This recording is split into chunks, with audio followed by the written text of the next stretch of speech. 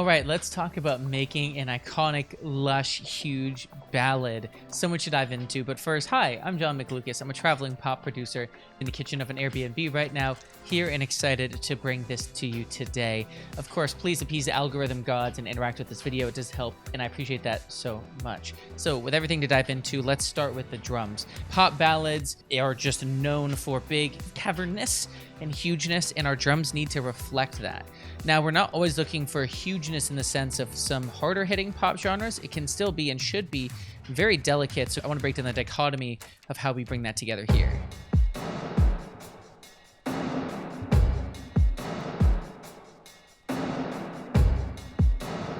That's our main kit, and then we have these tribal drums here.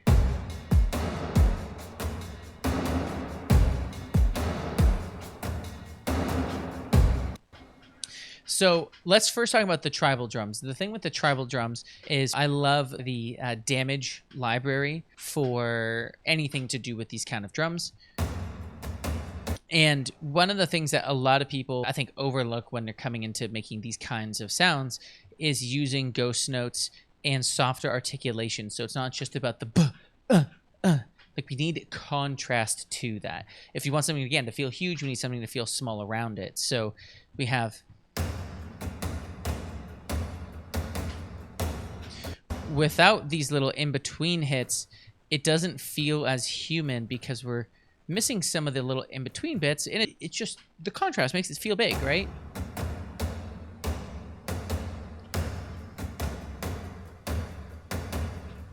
So adding those in is a little trick or way that I played as a drummer. And then all I'm using are one-shot samples to accentuate the biggest moments. So I have a kick. So with that extra downbeat, we can really drill this in. Adds more emphasis there. And then I can emphasize certain hits as a kick accent here with...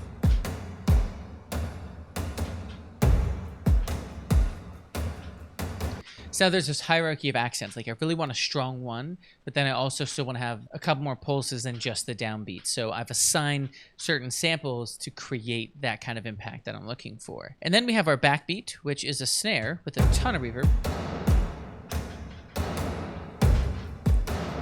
Just honestly a snare with a crap ton of effects and space on it. Nothing super crazy, but then the magic happens in the accent noises. Y'all know I'm a huge like loop cutter, Foley reimagining kind of a guy.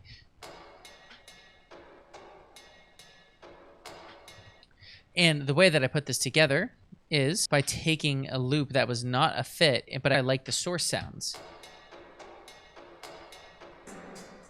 And if I know correctly, I took this from a damaged loop that they had pre-made, and I liked some of those percussive sounds, so I cut out the ones I liked and made the loop that fit best with the groove. So now, instead of just those couple of little light drum hits, already sounds great, I can go ahead and add this in. Just to add some really nice groove to the song. There's two more things here. Another thing that I chopped up to absolute Satan and back. It's just one hit.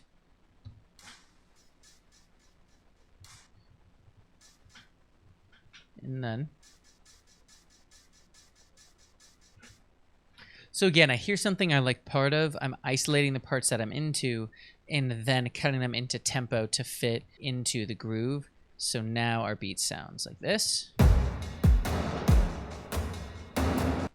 And that's really important for a huge ballad. We need those little delicate bits that doesn't make the song sound too overwhelming and just all intensity. It's still very lush, very warm. And that does come from the other elements outside the drums, but we still want to have some contrast here. We have this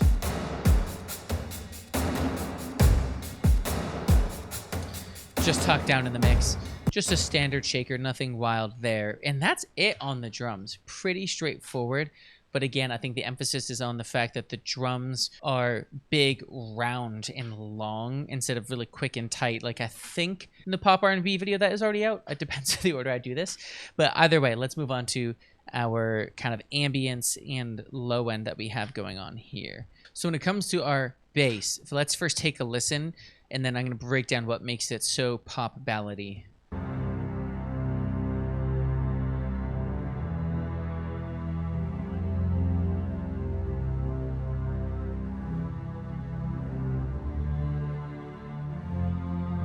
Now, I'm going to ignore the interplay between the strings and the bass. That's very specific to this case. But what I want to pay attention to is two parts. One being that there is no traditional bass here. We can use one, but I know that I wanted a round, loose, watery bass and low end in this song. But I also wanted to have some strength. So I did that by combining the low cello, low strings here with a pad from Anna 2, and then I darkened it with this EQ here, so it's just those low frequencies, and it's got a nice growl to it. So I have the kind of midsy chonkiness warmth from the strings plus this low end pad, and we get a really nice smooth feeling bass. And so in context, you don't even realize that it's happening, but check out what happens without it. So here it is with. And then without those two elements, it feels a little detached. So it's just subtle warmth and low end because there's so much fullness that we don't need like a thundering bass. We just need something long and lush to fill in that 120 to 80 area. And so that's a great way to do it. You could get a little more intense if you wanted to, but for this song, it wasn't necessary. So I'm going to go ahead and let's move on to guitar, which I hardly ever have in my productions, for better or for worse. But in this,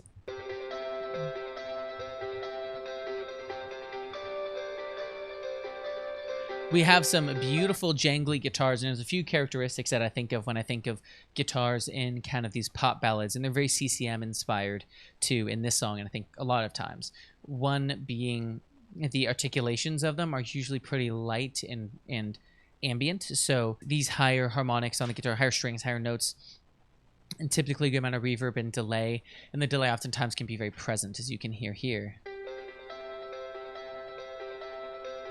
You can hear all the extra excitement coming from the delay, and it really helps lift up the part, which without the extra help can sound just a bit too normal.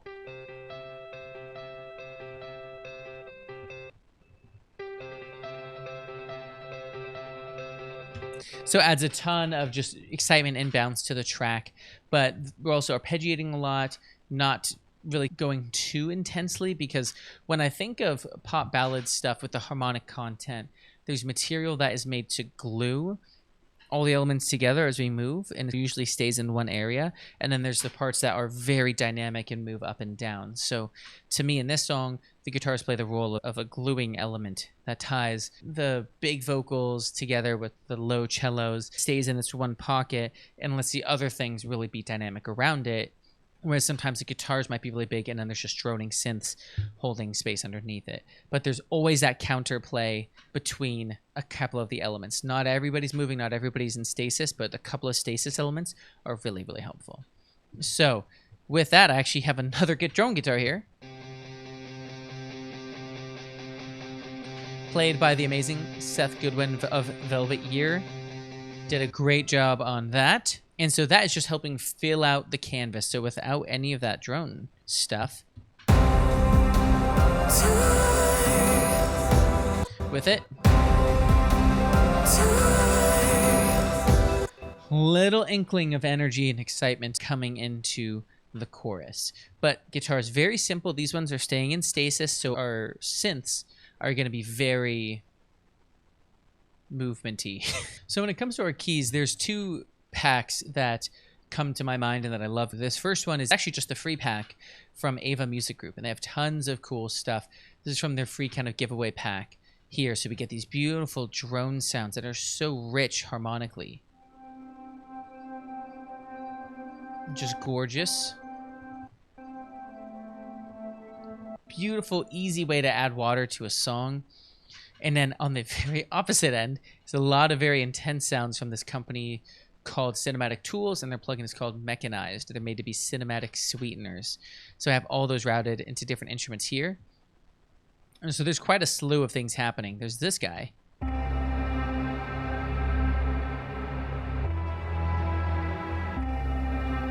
And he, again, we talked about the bass not being too overwhelming because we have elements like this that are already really warm and rich and full. So we didn't need a ton of bass. And then I have a nice soft pad going as well.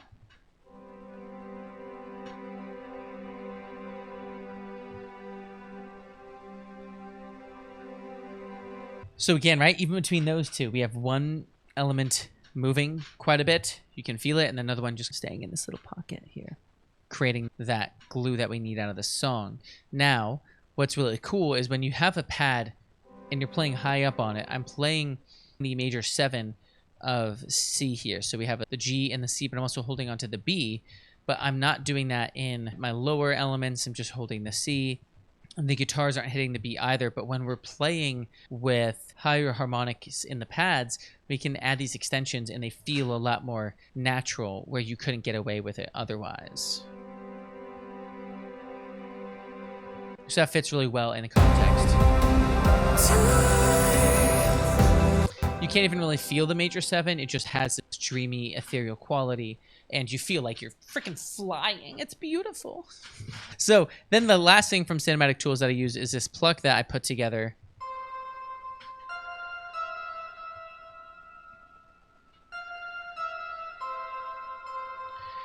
And compositionally, I've noticed that power ballads a lot of the time are taking an element from other parts in the song and then re-expressing that. That happens all the time. But beautiful ballad work is commingling these melodies, I think, more often than other subgenres of pop. So this melody in particular is from the bridge, but now I've placed it on a piano, kind of hyper piano pluck.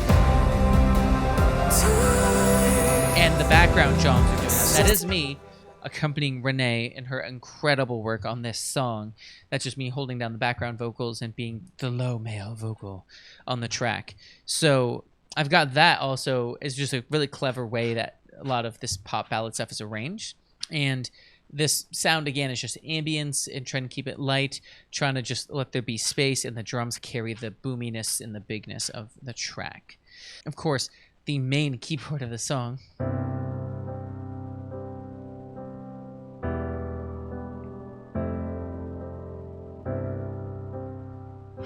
which I didn't do a ton of work from what Renee submitted as her demo. More what I'm doing is automating, as you can see, the magic of working with live piano in a dense arrangement is the automation. So for example, I pull it down when the full band is in. Very quiet, and then when the band ends,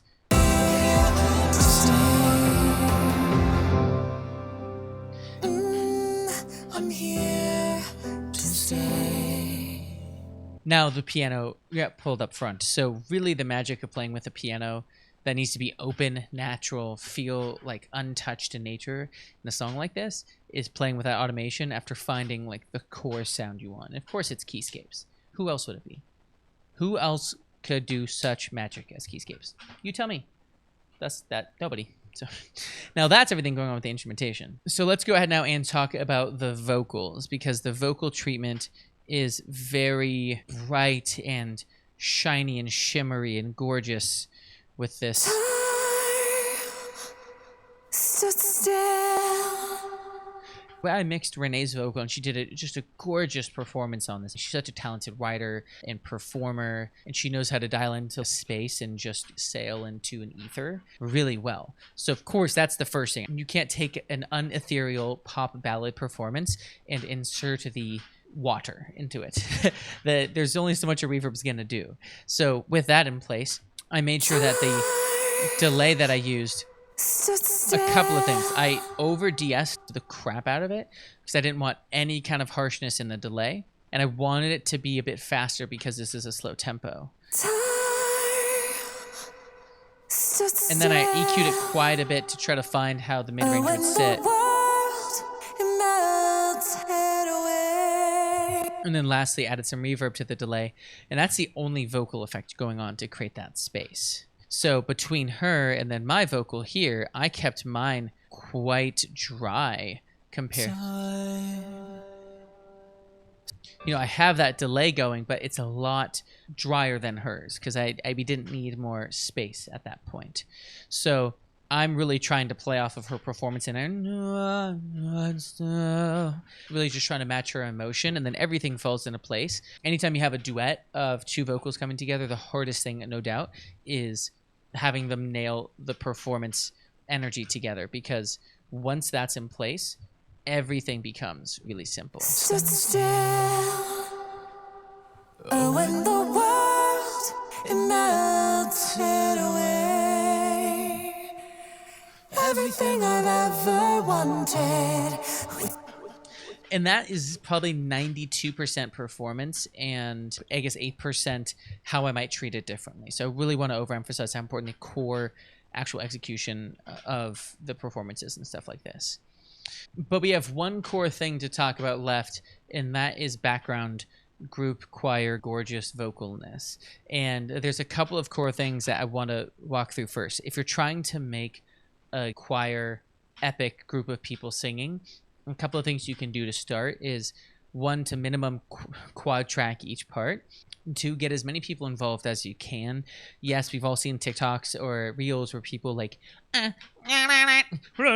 but it can get really difficult if you don't nail the pitch on all of those, and you're doing so much editing work. So it's a lot easier if you can find a couple of friends to come in and add their own texture in, as opposed to or along with doing your as many voices as you can. Again, 4 per each part.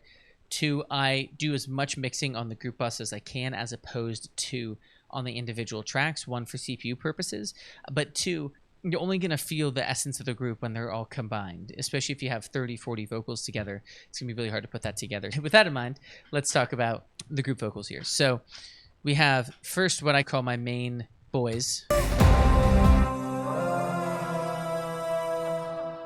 And these ones I did, and I intentionally left them a bit looser because in an actual group of people, it's going to be loose because humans. It's not going to be pop perfect. I have edited group vocals like that because we want it creatively, but most of the time, if you want an actual gang feel, you're going to want some. And then same thing with these guys. Nothing is quite perfect in the background. So that's a really important way to keep it feeling real with everything you're doing. But what I did was I bring them all together, and then I have some EQ going on here to keep it feeling dark. And way too poppy, way too forward, way too pronounced. So if I pull the lows and the highs out, I get a much rounder sound and a little more distant. And I've really worked out a lot of presence in there. And then I'm just doing some dynamics control after some basic compression, using the effects from the CLA effects module. Is that? Yep, that looks right. And a little bit of air at the end to cut through it being a pop song. And that makes our vocals sound really nice. But what's even harder is to have a gang vocal going on with a different vocal arrangement in the background. Which of course is what I did because I'm wild like that. So we have these guys.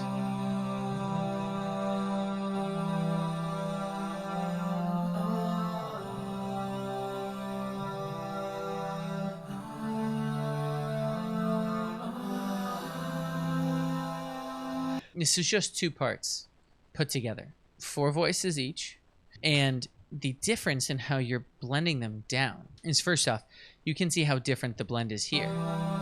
All I'm doing is I'm just getting rid of a little bit of boxiness, adding some widener. Do you see that? I want you to pay attention to that, though. So without it, it sounds very direct, right? I sound too close and it's too direct in my face. So if I turn on micro shift, it's now detuning and changing the timings of everything just a little bit and blending it in. Further. Closer. Kind of softens and furthers it. So a great tool like that, that's a chorus, that's any kind of doubler. When you want to distance something that was recorded a little too close, this is a great tool to do that. And then now I have the same stuff, the same plugin, but I'm not doing as much on the effects. It's a lot lighter on the effects. So I want to keep it dry and I want to keep it separate. We have different EQ, different amounts of effects. So now this vocal group sounds a lot closer than these guys do, even though they were all recorded on the same mic, probably in the same day. I recorded them, but I can't honestly remember. So now these guys, there's some guys that sound far. Now the whoas sound a lot further than the ahs do because of the EQ, because of the amount of effects, and because of some of the chorusing that we put to change how each stack feels. So we took 16 vocals, one mic, one body, and we're able to create two completely different sonic arenas through all of those effects. Maybe that makes like a really good 3-minute TikTok. I don't know. Savannah, you'll have to let me know. If you guys don't know Savannah, it's my incredible content manager. Type a yeet in the comments as respect for Savannah's hard freaking work. But that's a divergence. Now, there's a couple more things that are going to make this really impactful, and that comes down to these sound effects here. And then, of course, some suspense with a... So, what's happening here? The first thing is these are also from Ava Music Group. Another shout out because they dope. And we have 3 samples going on. We have this guy. We have 4. A sub hit. Is this the same thing just reversed? It is. So again, a really important thing to remember is every sound effect is 2 because you have it forwards and backwards. So I'm revving up with it, letting go with it. I have this whoosh bang. So a whoosh bang is whoosh bang. Whoosh bang. And they're really useful because instead of just out of nowhere, you get a little, it's like a whip sound. Wapoosh, whoosh bang. Wapoosh, whoosh bang is how I'll think about it. So when I want something that has that kind of effect, because check this out, without the whoosh bang.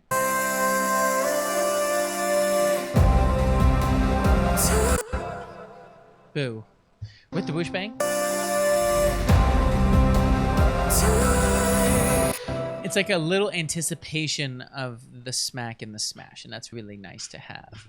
So we've got that whoosh bang in there, and then just the whoosh part of a whoosh bang. I didn't even finish it, just some of it reversed to get, because it had the mid-range that I wanted from it in the song, so I put it in, reversed it, and just took this part, because if I went too far, that's too much. But this part is perfect.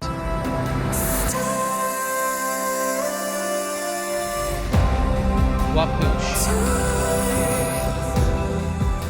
And that is the core elements of what makes a pop ballad great. Now, don't go away because I want to review what we talked about. The first thing was drums that are long and big and round and full, not necessarily thinking about punch, but still thinking about fullness and size, having some things that add emphasis on certain hits, while other elements can be really light to create the contrast so it's not so pounding.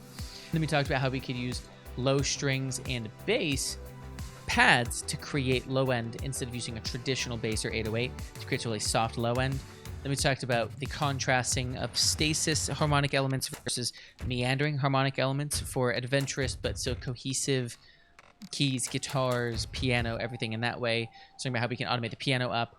And of course, how we're treating the vocals to create different depth, space, and intrigue, all centered around really great ethereal, energy compliant performances. So I just want to say thank you so much, and again, please, I really do appreciate any interactions on the content that helps boost it organically, because if this brought you value, I know it would help somebody else tremendously. So I'll see you in that next video. Excited to have you here, and until next time, get out there, work hard, and remember, you're just one song away.